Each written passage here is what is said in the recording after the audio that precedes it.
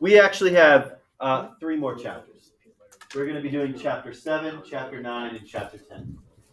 That's it. And in terms of, I hate this now because now I can't click on we just transferred everything to Gmail.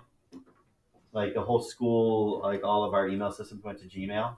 So now if I click on this and Gmail is open, my email is open and it's recording. So I guess I'm not going to be clicking on it. So like next year you guys doing Google Classroom too? No, we'll be with Schoology. It's all everything. That's a little bit of a Why should anything ever stay the same, right? This is so good though. If something works, we should change it, right? Don't most colleges use Canvas too? Yes. And that's the problem, is that it's more for like a collegiate level thing. Like it's not really designed for high school. It's really designed for college. It should be because it's not that difficult. It's pretty simplistic. But it's super expensive. That's the problem with it. And Schoology is super cheap, so that's why they're changing over. And there's a lot of things you can do in Canvas that like high school teachers would never ever touch, so that's why it's like, well, we only need, like, we're driving like a Lamborghini and we're driving it like just to get to work and back, Well, we only need like a Honda Civic, which is a lot cheaper. but you still get to say you had the Lamborghini. What's that? You still get to say you had the I know, Lamborghini. right. But, I'm so confused on how a teacher can also get a Lamborghini. no, teachers can't. I can't afford it. You say, well, they could be carport. You say, no, They could True. I could just buy one and just like, that's like all my check goes to. I live in it. Yes. Yeah. That would be a cool Pull out a teacher. mortgage on a Lamborghini. Yeah, really. Can I get a 30-year loan on it? You gotta eat the Lamborghini. All right, here we go. So chapter 7 is all about hypothesis testing. Now, there's no homework for tonight. We are going to be doing 2 days over section 7.1 because it's kind of a lengthy section and there's a lot to talk about. Okay.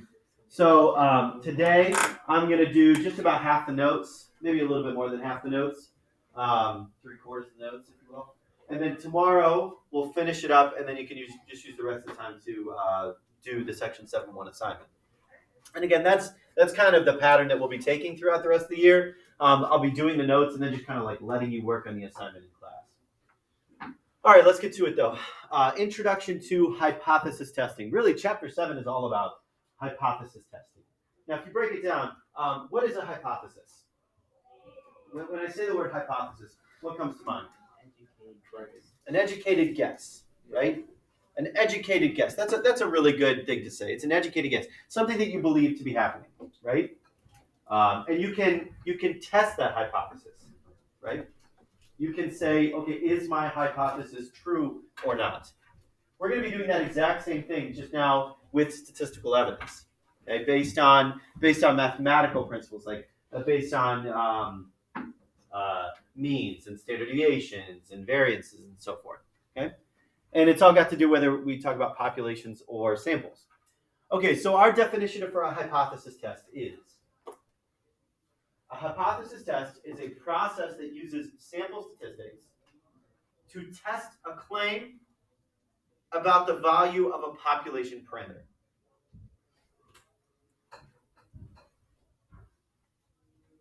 Thinking back to your projects, you did a sample.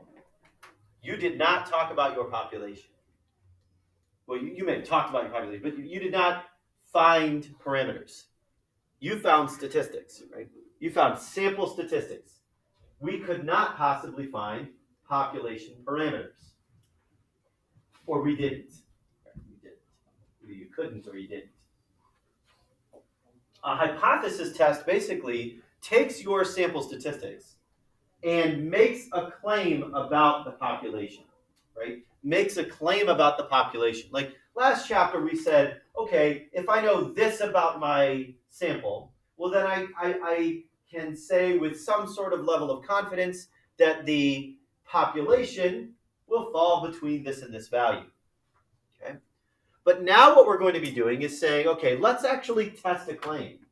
let's say, okay, it's not just going to fall within this range. I'm going to say, okay, my claim is that it is greater than something. My claim is that it is equal to something. And that it can change. What am I talking about? Am I talking about mean? Am I talking about standard deviation? Am I talking about variance? There's hypothesis testing for all these sorts of things. We are going to stay with, when we study hypothesis testing, we're going to study hypothesis testing as it relates to the population mean, as it relates to mu. And we're going to be continually talking about mu. We'll talk about sigma along the way as well, hypothesis testing for sigma. But that is chapter 8 that we don't get into, hypothesis testing for sigma and hypothesis testing for 2 samples rather than 1 sample. That's something that you really would like to cover in a Stats 2 course. All right. So again, a hypothesis test is a process that uses sample statistics to test a claim about the value of a population parameter. I've got some statistics, and I'm going to say, well, based on these results, I am going to state this claim. And if I state this claim with any sort of level of significance, and that level of significance can change, that level of significance, well, then I'm going to say, well, can I choose to reject that claim or fail to reject that claim? And that wording is going to be very important.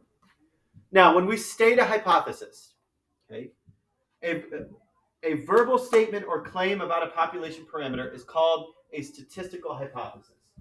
When you make that statement, when you say, okay, I believe the mean to be greater than 3.5, that is your statistical hypothesis. Right? I believe mu is going to be greater than 3.5. I believe mu is going to be less than 7. I believe mu is going to be equal to 4. That is my verbal statement or claim about a population parameter is called my statistical hypothesis. Okay? That's the thing that I am claiming, my statistical hypothesis. Now, there are going to be 2 parts to our statistical hypothesis. Okay? There are going to be 2 parts to our statistical hypothesis. There's going to be what's called the null hypothesis and the alternative hypothesis. The null hypothesis and the alternative hypothesis. A null hypothesis, which is denoted by H0, H sub 0, or H naught.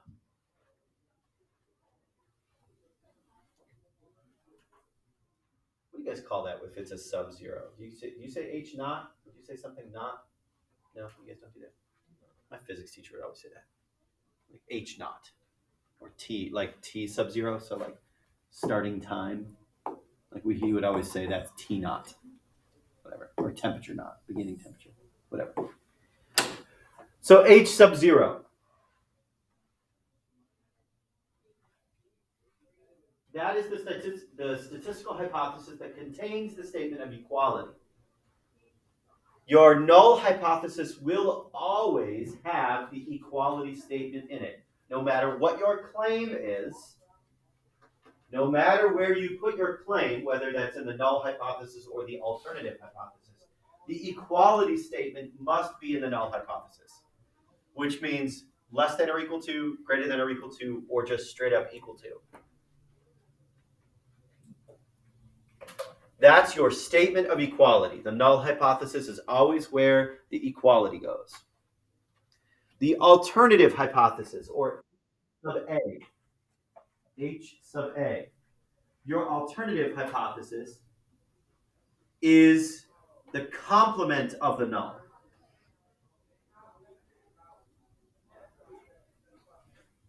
Your alternative is the complement of the null, right? And the complement of something is everything else, right? So if your null statement is greater than or equal to, your alternative is less than. It does not include the equality.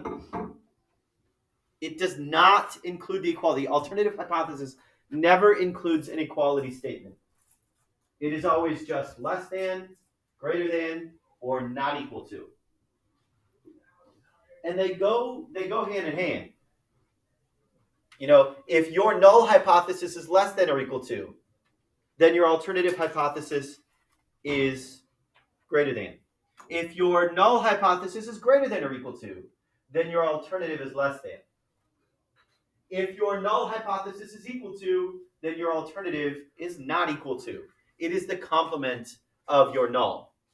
It is a statement that must be true if H naught is false. It is a statement that must be true if H naught is false. Think about it. If I say mu is greater than or equal to 3. Okay, mu is greater than or equal to 3. If I say that, come on. What is the statement? If that is false, what statement must be true then? Mu is less than 3, right? That is how the relationship works. There cannot be any gap, right? There cannot be any ambiguity to it. It's got to be, if you state the null hypothesis, the alternative null hypothesis, if you state that the null hypothesis is false, the alternative hypothesis must be true. It has to be true. There must be no other way about it. Okay. All right, so let's kind of work with it a little bit. For each null hypothesis, find the corresponding alternative hypothesis. So if our null hypothesis is mu is equal to k, some value k, some number k, what would be the alternative hypothesis?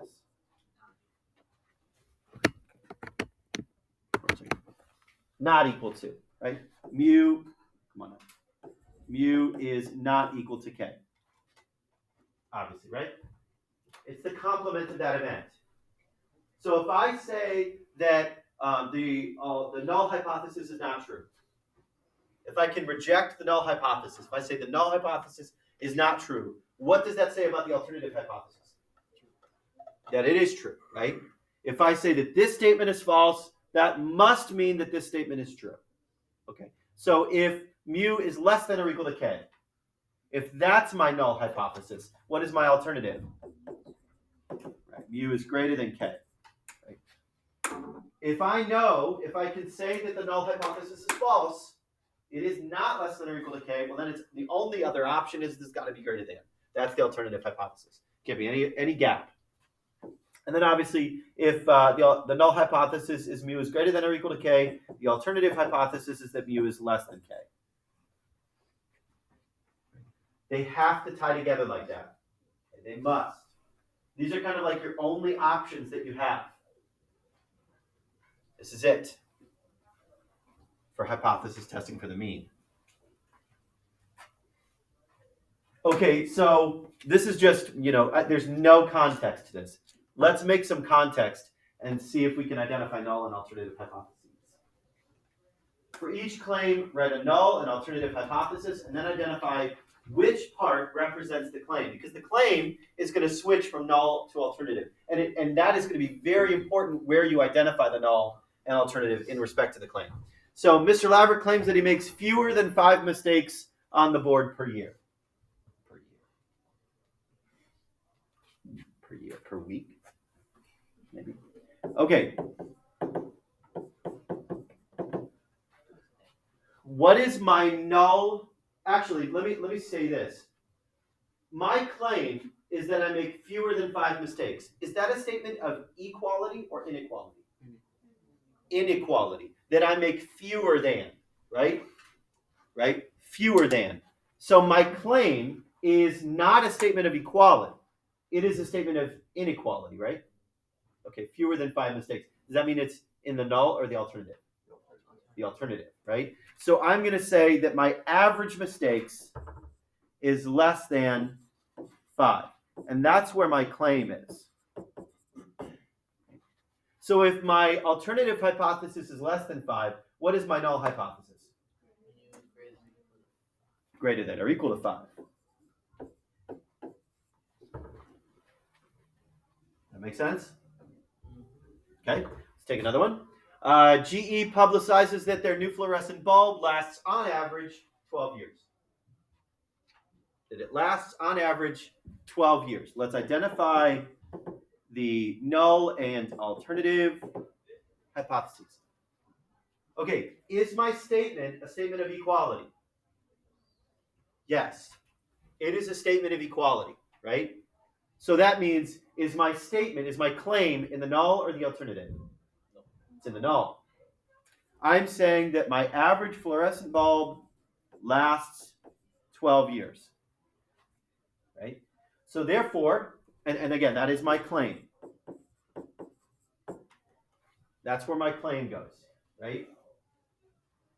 Therefore, my alternative hypothesis, well, if it doesn't last 12, if that statement is false, well, then it's got to be, that's the complement, right? That it's not equal to 12 years. And I can use this to test my claim. McDonald's states that their quarter pounder actually weighs more than a quarter of a pound. Actually weighs more than a quarter of a pound. Okay, more than.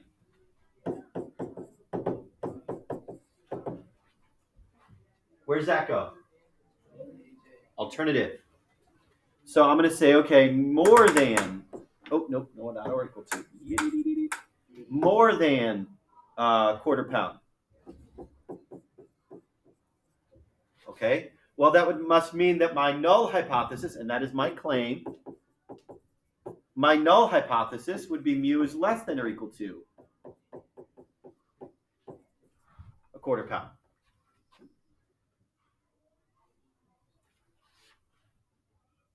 Papa John states that Domino's average large pizza size is not actually 14 inches in diameter like they say it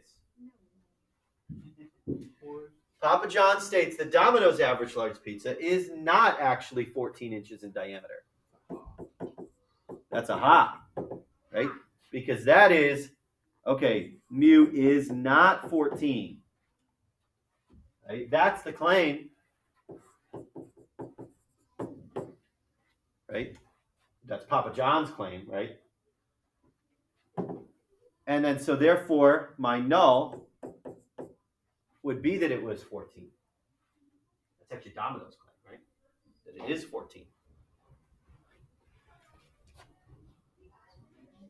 Samsung states that the standard deviation of the life of their LCD TVs is less than 1 year. Standard deviation, not mu. Standard deviation, right? That's saying that, like, okay, all their TVs are made relatively the same, and you don't have too many lemons, right? Too many ones that don't work. So they're saying, okay, we make all our TVs. They're going to last with a standard deviation of 1 year, which means that they're all kind of grouped together. They all last about the same lifetime. Not saying anything about how long they live, just that they are all consistent with one another, right? Okay, so let's identify the null and alternative hypotheses here. So Samsung states that the standard deviation of life of their LCD TVs is less than 1 year. Where is that? Null or alternative? Alternative. Okay. Sigma is less than 1. Right? Sigma is less than 1. Because I'm saying that the standard deviation is less than 1 year. And that is my claim. So therefore, sigma would be greater than or equal to 1 for my null hypothesis. Make sense? So I feel like now we're pretty good with identifying null and identifying alternative hypotheses. So what happens if we accidentally choose the wrong thing? Right? What happens if we accidentally choose the wrong thing? Well, there are different types of errors that can occur. There are different types of errors that can occur. A special note down here. There's always possibility that you're wrong, right?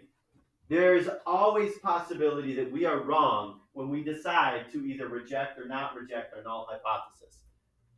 And those are the two things that we can do. Okay. Regardless of what we're testing, you always assume the equality condition in the null hypothesis is true. That's truly what you're testing, the null hypothesis. You're never actually testing the alternative. You are testing the null. You're testing the equality piece. Okay? Regardless of what you're testing, you assume the equality condition in the null. And I guess we should maybe say, regardless of what we're claiming, right? Regardless of the statement that we are checking, you assume that the equality condition is true. You assume that the null hypothesis is true. Therefore, we have two decisions that we can make. We can either, and these are the only two options that we ever have to make a statement in the end. People try to make other statements, and it's like, we can't say that. These are the only two statements that we can make. We can either choose to reject the null hypothesis. Now, essentially, if we reject the null hypothesis, what are we stating about the alternative? It's true. That the alternative is true, right? Now, are we going that far? No. But all we are saying is that we are rejecting the null hypothesis, which kind of leads us in the direction of stating that our alternative is true. The other option is failing to reject the null hypothesis. Now, failing to reject the null hypothesis is not the same as accepting the null or saying that the null is true. That is not the same statement. All we are saying when we fail to reject the null is that basically there's not enough information to reject the null. When we fail to reject the null hypothesis, we are just saying that there's not enough information to reject it. There's not enough information to say that it is not true. Okay? That's an important distinction that we have to make. We are never, ever, ever going to make a statement that we are going to accept the null hypothesis. Never, ever. You can't make that statement. All we are saying is that we have to fail to reject the null hypothesis, which essentially says that, well, we don't have enough information to say that the null hypothesis is true, or therefore that the alternative is not true. Okay? There's always a possibility that you're wrong, since you're only testing a sample of the population, right? We got to keep that in the back of our minds. There's always a chance that we are wrong about our statement of the population because we are only testing a sample. We only are looking at a small snippet of things, especially when it relates to, if I'm testing kids at Lake High School and my population are kids across Ohio, yeah, we are testing a very small sample size within relation to the full population. So there's always a possibility that you're wrong since you're only testing a sample. If you are wrong, there are two types of errors that can occur. The type 1 error is going to be asking you, can you identify which type of error is occurring? The type 1 error occurs if the null hypothesis is rejected when it's actually true.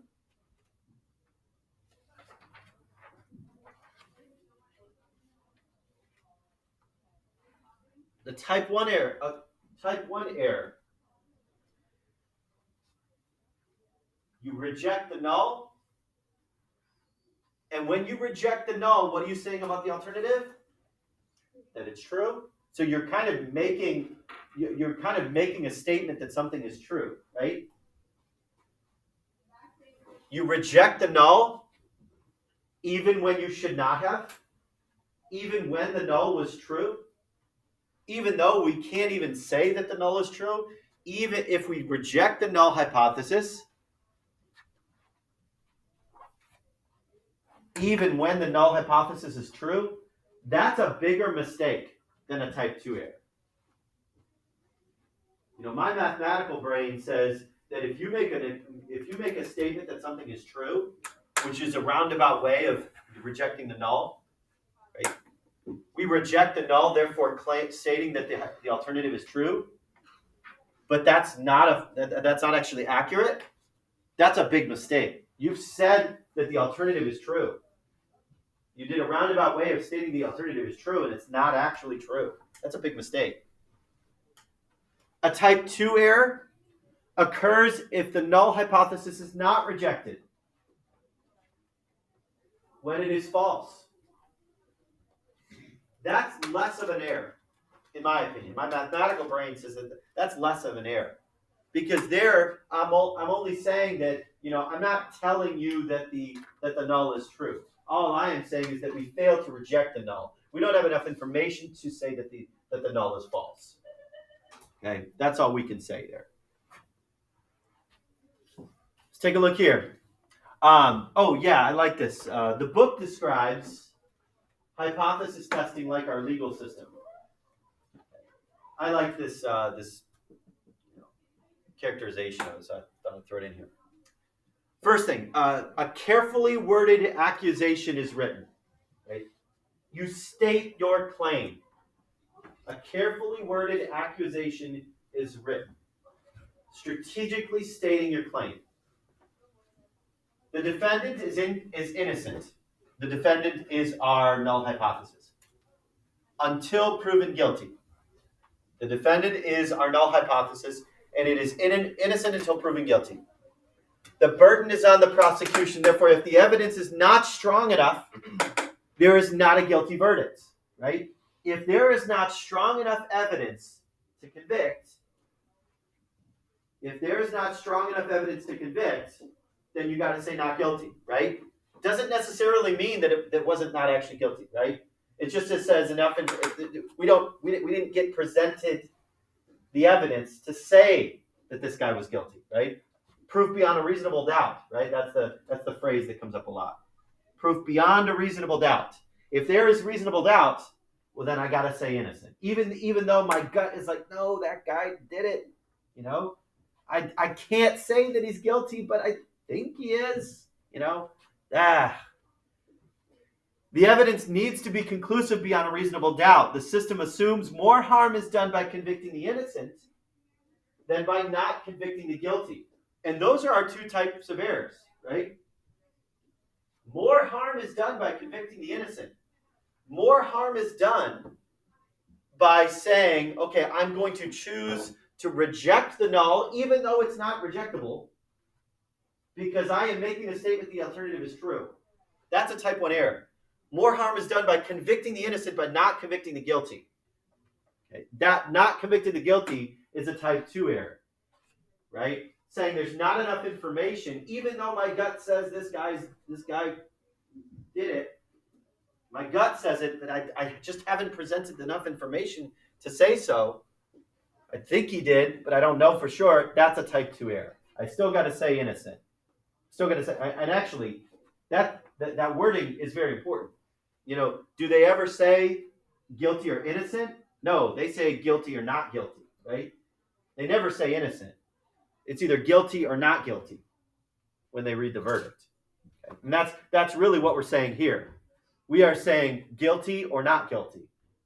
Reject the null or fail to reject the null. Those are our two options. What's that? We got 15 minutes. How many slides we got left? Plenty of slides. Let's just keep going. The USDA limit for salmonella contamination for chicken is 20%. An inspector reports that a chicken company exceeds the limit. You perform a test. When will a type 1 error occur? When will a type 2 error occur? And which is more serious in this case? Okay, so what's the claim? What's the claim? Because now let's identify our null and alternative hypotheses. What's our claim? What's the inspector's claim? Greater than 20%. You know, our average contamination, our mu is greater than 20%. Right? And that's where I should have asked, but that's our alternative, right? That's the claim. Okay.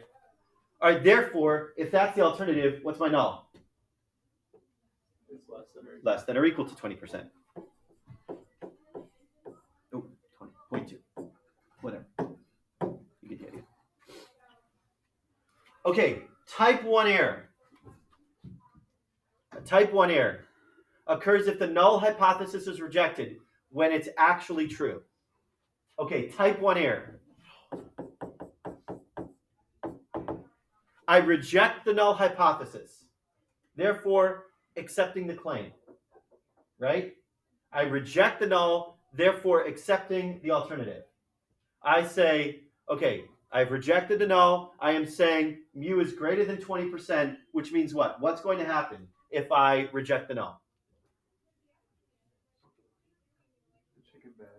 The chicken's bad, even though, what? Even though the chicken's not actually bad, right? That's the type 1 error. I say, the chicken's bad. Chicken. Bad. Ugh. Even though it's okay. No, even though it is all right, right? The chicken's bad, even though it's okay, right? So what's going to happen if I make that claim? What's going to happen if I say, oh, the chicken's bad? Recall, right? People are going to think, oh, no, there's salmonella outbreak, but there's not, right? Because that's my type 1 error. So what's going to happen? Well, we got to recall the chicken, right? We got to say, okay, turn your chickens back in. Salmonella.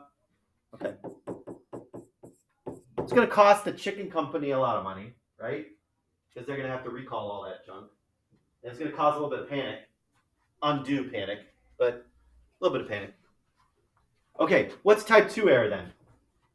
Type 2 error says, occurs if the null hypothesis is not rejected when it's actually false. Okay. The null hypothesis is not rejected. Keep the bad chicken. Yeah. The chicken is okay, even though,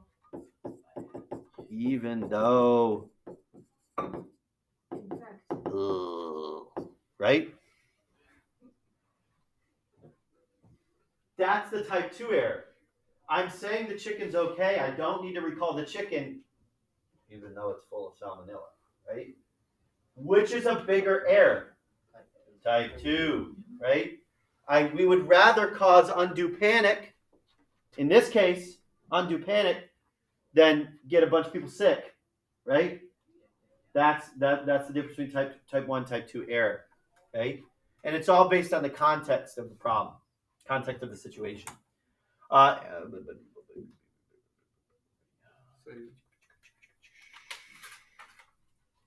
10 minutes left? Okay, we'll pause here. Finish up tomorrow.